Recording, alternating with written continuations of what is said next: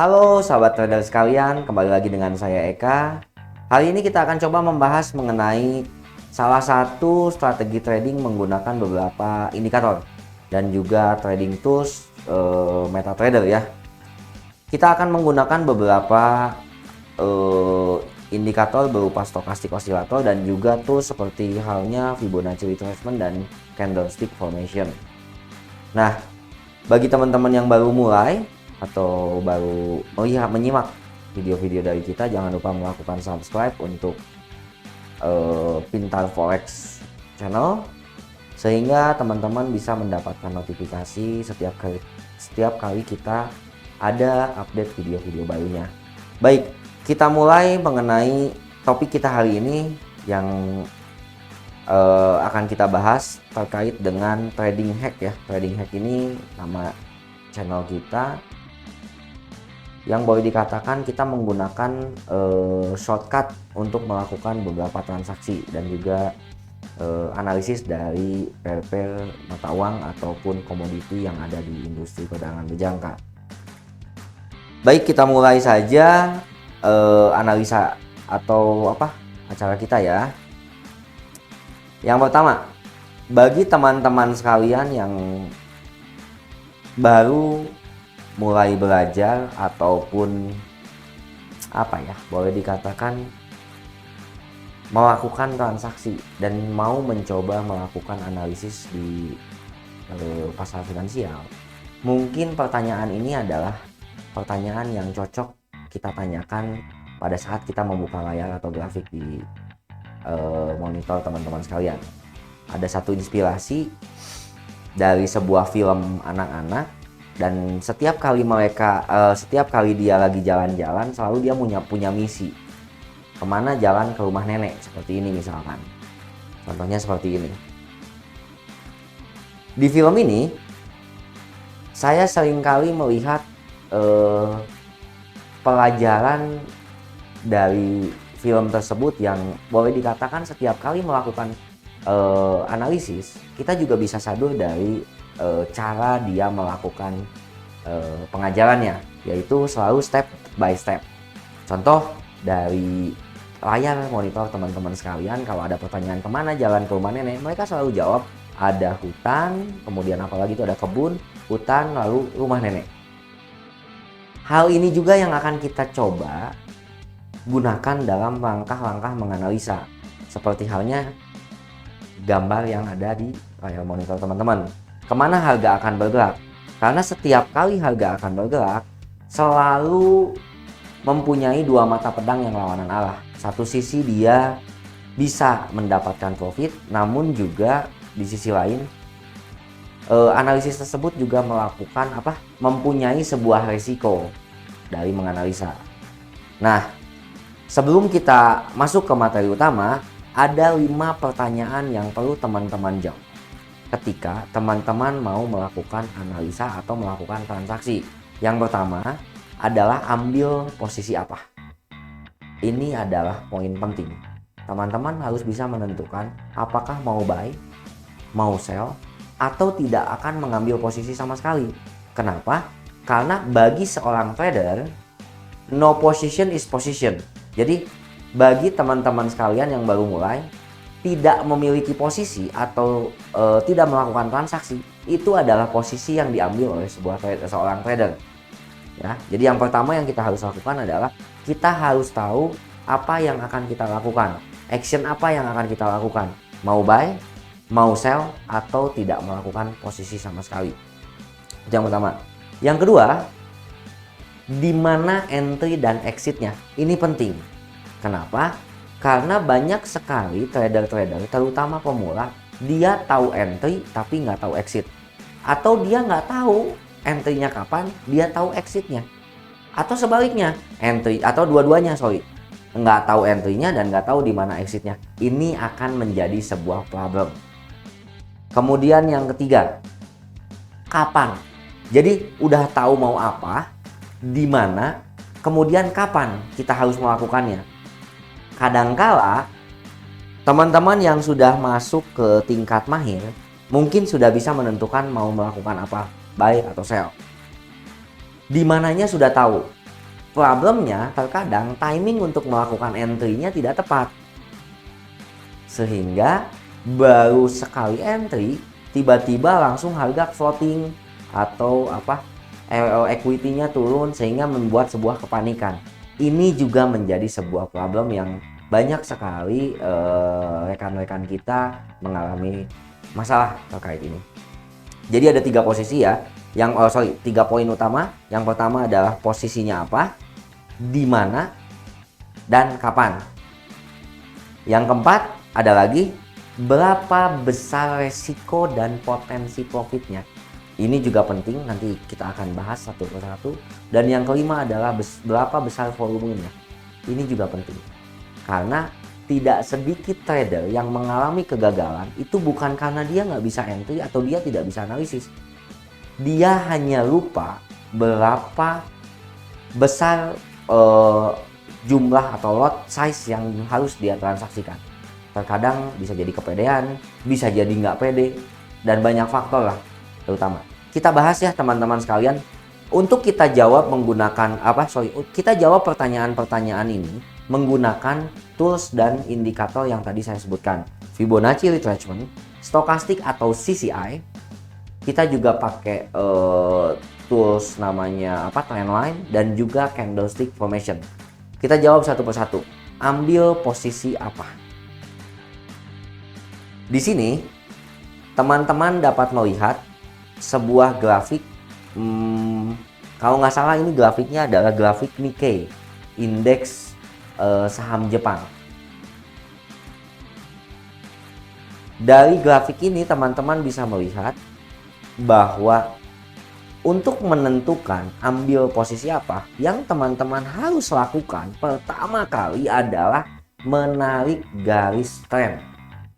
Tujuannya adalah untuk boleh dikatakan tujuannya itu lebih ke menentukan arah pergerakan harga, trennya mau kemana. Karena ini penting, karena ada istilah trader yang mengatakan trend is friend. Jangan pernah sekali-kali kita melawan tren. Nah, jadi untuk menentukan tren tersebut, teman-teman bisa menggunakan alat bantu namanya trendline. Ya, ada 3 jenis tren. Yang pertama adalah trend up, trend down, dan sideways. Kemudian dari 3 tersebut itu dikategorikan lagi menjadi 3 lagi berdasarkan waktu. Ada yang jangka panjang, jangka menengah, dan jangka pendek. Nah, di sini saya coba gambarkan sebuah tren trend major dan accelerate trend. Jadi majornya atau tren jangka panjangnya ada, kemudian tren jangka pendek atau akselerasinya pun ada. Nah, dari gambar yang terlihat di sini ya teman-teman, itu terlihat bahwa tren yang saat ini terjadi adalah tren bearish atau pergerakan harga turun. Nah, karena kita melakukan tren bearish, kita menemukan sebuah tren bearish, maka entry posisi yang paling baik kita lakukan adalah entry posisi sell. Jadi pertanyaan pertama, ambil posisi apa? Sudah kita dapat jawab, adalah ambil posisi sell. Kalau teman-teman tanyakan kenapa harus ambil posisi sell, balik lagi. Yang pertama jawabannya adalah trennya yang terbentuk adalah tren turun. Itu yang pertama. Yang kedua, kalau lagi tren turun, potensi untuk mendapatkan profit dengan entry posisi sell jauh lebih besar dibandingkan kita melawan tren. Resikonya lebih besar. Nah, kalau teman-teman ada pertanyaan lagi, kok ada posisi buy ya di atas, itu namanya accelerating trend. Jadi, di sini saya coba gambarkan bahwa ketika teman-teman mengambil entry posisi sell di tengah kondisi tren yang sedang turun, maka secara target itu akan jauh lebih lebar dibandingkan teman-teman ambil posisi buy. Di situ terlihat bahwa kalau ambil posisi buy hanya beberapa pips saja teman-teman bisa mendapatkan profitnya, sedangkan resikonya pun tidak terukur. Nanti kita akan bahas terkait hal ini pada poin nomor 4. Selanjutnya ya, karena kita sudah tahu ambil posisi apa, maka kita akan jawab pertanyaan kedua. Nah, Pertanyaan kedua adalah di mana entry dan exitnya. Setelah tadi teman-teman menggunakan menggunakan trendline, kita udah dapat angka sell. Nah, garis sell tersebut, garis trendline tersebut, itu bisa kita jadikan rujukan bahwa itu adalah batas atas yang mungkin terjadi dalam sebuah pergerakan trend down atau bearish trend atau trend turun. Nah, kalau kita menggunakan Fibonacci, kita bisa ukur nih jarak antara top Fibonacci dengan low Fibonacci yang pertama, yang tadi ini yang saya contohkan, itu akan identik dengan top Fibonacci dan low Fibonacci yang kedua. Bahkan yang ketiga pun identik. Saya sudah buktikan dan saya sudah coba, ini hasilnya kurang lebih. Nah, kurang lebih seperti ini teman-teman. Dari garis-garis Fibonacci ini, teman-teman perhatikan bahwa selalu Fibonacci retracement itu selalu mempunyai angka namanya angka krusial atau critical level. Angkanya adalah 61,8 sampai dengan 38,2%. Jadi angka-angka tersebut adalah angka-angka kritikal daripada Fibonacci retracement. Nah, angka-angka tersebut saya beri garis warna hijau sama-sama, dan itu merupakan area pembalikan dari tren Fibonacci. Balik lagi, saya coba balik slide yang sebelumnya. Teman-teman bisa perhatikan. Sebentar, saya coba mundurin ya ke slide sebelumnya. Coba kita mundurin slide sebelumnya. Oke, di sini teman-teman lihat ada pembalikan arah di area critical level yang tadi 38,2 sampai dengan 61,8. Di slide selanjutnya, maka kita juga ada potensi atau menemukan sebuah potensi di mana area yang saya gambarkan dengan garis hijau warna tebal tersebut itu merupakan area pembalikan arah. Bukan pembalikan arah, tapi turning point lah bahasanya, turning point atau area koreksi maksimal yang terjadi dalam sebuah tren yang tergambar di layar monitor teman-teman sekalian. Nah, dengan begini terjawablah sudah di mana dan kapan harus exit. Saya akan jawab menggunakan analogi seperti ini. Kalau teman-teman tanya, level yang terbaik untuk entry adalah level yang sedekat mungkin dengan level stop loss kalian. Kenapa? Karena level yang sedekat mungkin dengan stop loss itu akan menghemat equity yang kita punya. Nah, terjawablah sudah. Pertanyaan yang kedua, di mana entry-nya adalah di area hijau, horizontal hijau, tapi tidak boleh menembus garis trendline yang warna hijau tua. Kenapa? Karena penembusan area trendline itu merupakan indikasi awal terjadinya perubahan tren. Ingat kata-katanya bahwa jika harga berhasil menembus area trendline, hal tersebut merupakan indikasi awal terjadinya perubahan tren.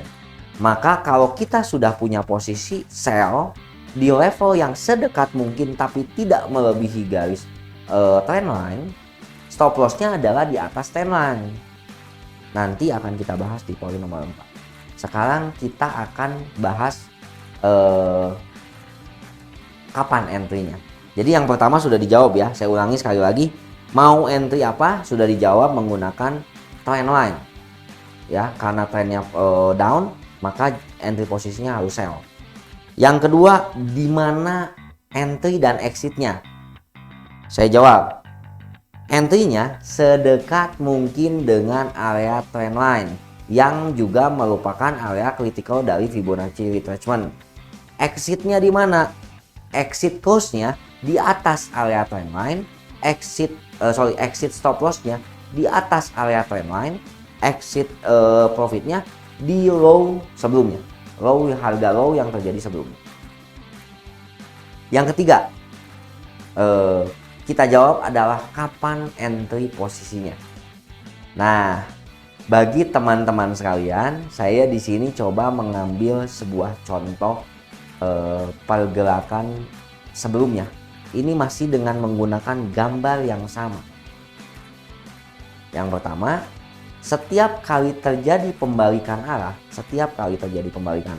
jadi pada saat wave pertama atau gelombang pertama dari tren yang terbentuk ini, pembalikan itu selalu terjadi di area yang tadi saya bilang, trendline. Yang kedua, pembalikan terjadi pada saat satu, stokastik dan CCI bersama-sama berada di area overbought. Kemudian candlestick formation menunjukkan adanya sinyal jual. Gimana sih cara melihat bahwa candlestick formation ini menunjukkan sinyal jual?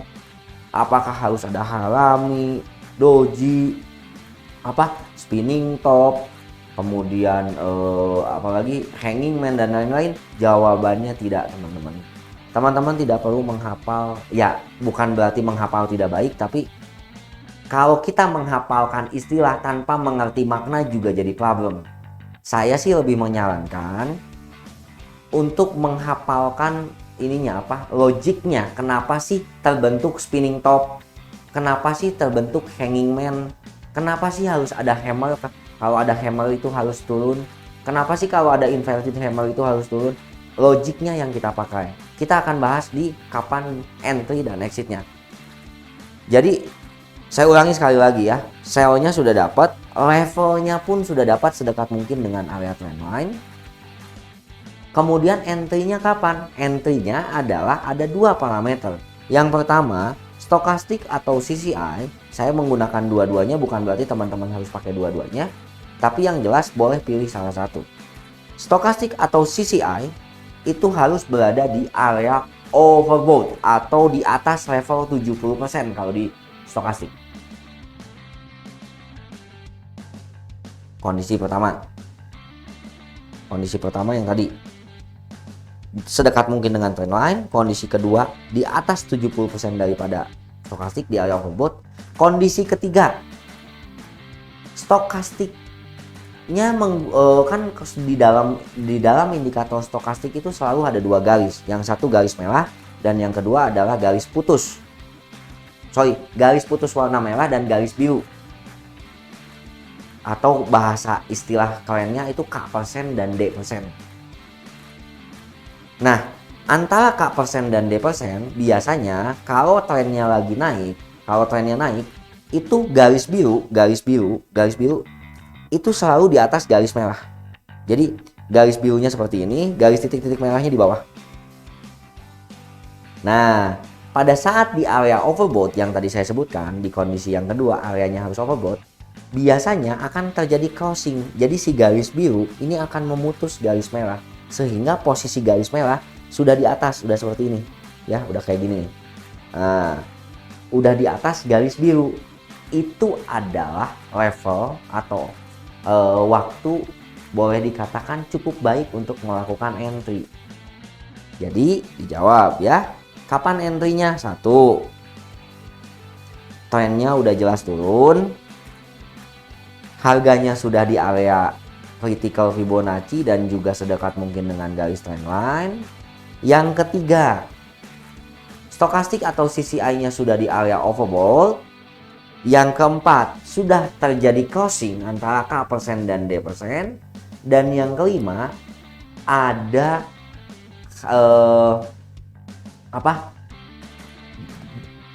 candle yang kecil. Mau itu spinning top, mau apapun. Karena gini, tanda-tanda pembalikan paling umum kalau di sebuah candle itu rata-rata harga naik dulu, candlenya panjang-panjang, terus dia mulai kecil-kecil tuh, mulai tipis mendekat di area yang kritikal tadi. Itu sebenarnya sudah potensi untuk melakukan entry posisi. Nah, kemudian kita jawab poin yang keempat. Berapa besar sih sebenarnya resiko dengan menggunakan cara ini? Nah, teman-teman bisa lihat di sini saya coba gambarkan menggunakan garis warna merah itu ada area stop loss. Kemudian garis warna merah itu ada stop loss dan itu saya coba gambarkan menggunakan pergerakan harga sebelumnya, dimana kalau kita entry di area warna hijau kemudian sedekat mungkin dengan garis trendline, maka area stop lossnya adalah area warna merah tersebut, dan target profitnya adalah area support atau low yang sudah terjadi sebelumnya. Kenapa butuh seperti itu? Seperti ini, teman-teman. Kenapa butuh seperti ini? Karena dalam melakukan trading sebetulnya kan sama halnya dengan kita melakukan perdagangan pada umumnya, di mana teman-teman harus menyimpan barang yang fast moving dengan resiko terkecil, tapi potensi keuntungannya lebih banyak dibanding resikonya. Sama dengan trading, saya secara pribadi nggak mau trading ketika potensi resiko jauh lebih besar dibandingkan potensi profit. Saya lebih senang potensi profitnya harus 2 atau 3 kali lipat daripada potensi resikonya. Nah, dengan cara ini sebetulnya terjawab sudah poin-poin yang tadi kita sebutkan. Jadi kita sudah jawab ya. Yang pertama, mau apa, sell, buy atau nggak trading, sudah dijawab dengan jawaban sell. Di mana sudah dijawab menggunakan trendline dan juga Fibonacci retracement. Kapan? Dijawab oleh stokastik atau CCI dan juga candle formation. Yang keempat, berapa besar resikonya? Jelas terukur dengan risk to reward ratio di antara 1 sampai 1 banding 3 atau minimal 1 banding 2 sudah baik. Dan yang kelima, berapa sih lotnya? Nah, ini penting. Kenapa? Karena teman-teman, banyak sekali teman-teman sekalian yang suka lupa terkait dengan fractional atau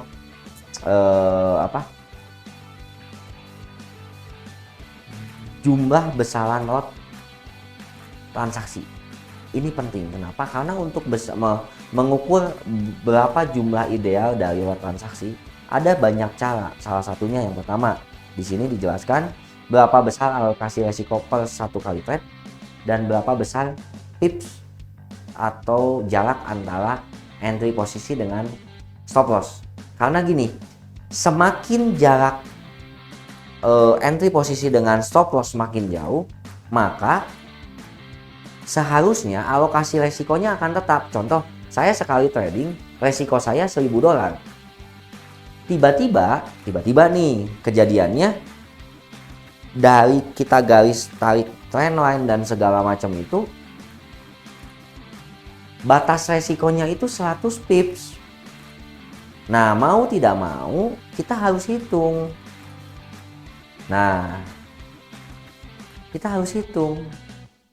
Karena kita lebarnya adalah 100 pip dengan value per pip 10, maka kita hanya boleh melakukan entry sebanyak 1 lot. Kalau ternyata jarak stop lossnya cuma 50 pips, kita boleh entry 2 lot. Kalau ternyata jaraknya adalah 200 pip, kita hanya boleh entry 0,5 lot. Tujuannya apa? Tujuannya agar besaran resiko per 1 kali trade itu tidak berubah. Jangan salah teman-teman, banyak sekali trader yang kalah atau rugi di industri ini itu bukan karena mereka tidak bisa trading, tapi mereka kebanyakan pertama kali trading untung, kedua kali trading untung, ketiga kali trading untung, keempat kali trading untung, PD-nya makin naik. Di trading ke-6 mereka lupa mereka harus waspada karena pasar itu selalu kalau nggak naik ya turun. Lotnya mulai dinaikin karena saya sudah ngerasa, aduh gue udah untung nih 5 kali, ke-6 gue pasti untung lagi, PD-nya naik. Disitulah banyak orang yang terpeleset. Makanya bagi teman-teman sekalian saya coba ingatkan, kalau teman-teman masih melakukan entry atau modalnya belum kembali 100%, saran saya tetap menggunakan trading plan yang sudah kita buat. Maksudnya teman-teman buat ya, bukan teman-teman harus ngikutin kita atau saya, bukan, tapi teman-teman harus punya trading plan-nya sendiri. Berapa besar sih? Kalau saya punya deposit 100.000 atau 10.000, berapa sih alokasi resiko per 1 kali trade yang saya bisa tolerir? Misalkan per 1 kali trade saya cuma $1.000, berarti kan saya punya 10 kali transaksi. Kalau kalah semua juga 10 kali saya baru bisa trading. Tapi aduh $1.000 kayaknya kebanyakan. Oh boleh. Kita kurangin aja 500, berarti transaksinya atau besaran volumenya harus disesuaikan dengan lebar jarak stop lossnya. Karena banyak sekali trader-trader yang memang ya bukan salah sih, sebenarnya benar-benar aja nggak ada problem. Tapi lo sekali entry pokoknya mah gue mau entry satu lot, mau jarak stop lossnya sekian, mau jarak stop lossnya sekian, tetap akan satu lot. Boleh, nggak salah juga. Selama itu profit nggak salah. Cuman ada baiknya ketika kita masih pemula, pengalokasian resiko per satu kali trade itu menjadi sangat mutlak dan sangat penting. Supaya apa? Supaya kita teman-teman supaya ngejaga mental kita. Jangan sampai kita 1 kali 2 kali trade mental kita langsung keganggu. Aduh, kayaknya gue udah kalah nih, makin kalah. Karena di trading terlalu pede salah. Jadinya kepedean, kemudian kita kewaspadaannya kurang. Nggak pede juga salah. Kenapa? Karena nantinya ujung-ujungnya nggak trading. Jadi kita tuh selalu harus berada di tengah-tengah. Dan yang terakhir, ketika sudah profit, diusahakan untungnya ditarik. Kenapa? Begini, logika paling mudah kenapa untungnya harus ditarik. Teman-teman harus menganggap bahwa modal yang kita keluarkan untuk melakukan transaksi atau modal trading yang pertama kali itu adalah modal pinjaman yang kita pinjam ke diri sendiri. Misalkan saya pinjam 100 juta ke diri sendiri untuk melakukan transaksi. Ketika ada untung, kita akan mulai cicil itu modal. Untung sebulan 10 juta, tarik 10 juta, cicil, berarti hutang modalnya tinggal 90. Lakukan itu terus sampai dengan modal kembali 100 juta, sisanya teman-teman boleh main seperti apapun. Sisanya teman-teman boleh melakukan banyak inovasi. Aduh, gua lotnya mau digedein, mau dikecilin, mau dikali 2, kali 3, terserah. Karena modalnya sudah aman. Yang banyak kejadian adalah memulai trading misalkan 100 juta rupiah. Trading pertama untung, trading kedua untung, sisa total selama 1 bulan kurang lebih untung ada 20 jutaan. Kita coba ingatkan, coba tarik 20 jutanya. Bukan kita mau minta, bukan. Coba tarik 20 jutanya. Tujuannya apa? Tujuannya mulai dicicil itu modal. Nggak dilakukan dengan alasan, aduh saya masih nggak butuh duit. Masih ada lah uang, sayang ini buat disimpan aja buat nanti dan segala macam. Ujung-ujungnya apa? Pede. Kenapa pede? Karena gini. Pada saat kita pertama kali trading, teman-teman pasti ngerasain sensasi yang namanya gemetaran. Gemetar sehingga takut. Kalau kita belajar psikologi, gemetar dan takut itu sebetulnya hasil dari kewaspadaan yang sangat tinggi. Karena setiap kita kali takut, cerminan takut itu jadi cerminan waspada itu jadi takut. Tapi nggak selalu takut jadi waspada, atau nggak selalu waspada jadi takut. Tapi pada umumnya ketika kita takut, kita jadi sangat waspada. Nah, pada saat waspada itu kita trading hati-hati. Tiba-tiba kita dikasih untung nih trading, untung. Karena kita keenakan trading, keenakan untung, maka tingkat kewaspadaan kita turun. Ditambah lagi secara 1 bulan tiba-tiba kita udah untung nih 20%. Bulan kedua untung lagi 20%. Bulan ketiga misalkan berarti yang modalnya tadi 100 juta sudah jadi 140 juta. Bulan ketiga kita trading tiba-tiba rugi. Floating. Pada saat floating 1000 karena sudah kepedean, trading plan udah nggak dipakai. Hati kecil kita, otak kita bilang tenang, karena udah tradingnya bulan kemarin sudah untung 40 juta. Kalaupun sekarang harus rugi 10 juta, kan masih untung 30 juta. Oh iya, betul, nggak salah secara matematika. Tapi secara psikologi, teman-teman sudah kalah. Kenapa? Karena pada saat teman-teman melakukan seperti itu, $1.000 aja nggak berani cut loss. Pertanyaannya adalah, kalau harganya balik, kalau harganya nggak balik, jadi minus 2.000, apakah makin berani cut loss? Jawabannya makin nggak berani. tambah nggak balik 3.000, makin berani, makin nggak berani juga. Nah ini yang seringkali jadi boleh dibilang jalan tercepat menuju margin call ini seperti ini. Jadi pede kerja 2 bulan 3 bulan habis dalam beberapa hari gara-garanya lotnya terlalu besar, pede kita terlalu naik. Nah untuk itu saya coba buatkan sebuah video ini, mudah-mudahan bermanfaat bagi teman-teman sekalian. Jangan sampai kita keluar dari trading plan. Dan yang kedua, kita cicil itu modal, setiap bulan kita tarik, nggak ada salahnya kita coba tarik. Meskipun kecil kita tarik, sampai dengan modal keluar 100% dari account tersebut dan sudah untung, terserah mau digimanain juga. Mau di kali 2, kali 3, kali 5, terserah. Gitu. Mungkin itu teman-teman yang bisa saya bagikan di hari ini. Saya coba simpulkan hasil pembahasan kita dengan menggunakan tips penggunaan ya. Yang pertama, kita harus tentukan satu, mau trading apa, yang kedua di mana, yang ketiga kapan, yang keempat risiko sama profitnya gimana, dan yang kelima adalah berapa besar sih volumenya.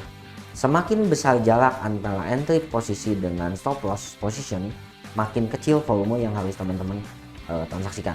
Tapi makin dekat, teman-teman boleh besarkan. Ya. Nah, ini teman-teman saya nggak bacakan tips penggunaan ini, sengaja saya tulis bukan dipaparkan bagi teman-teman, jadi bisa memperhatikan lebih lama. Saya sengaja, teman-teman silahkan baca.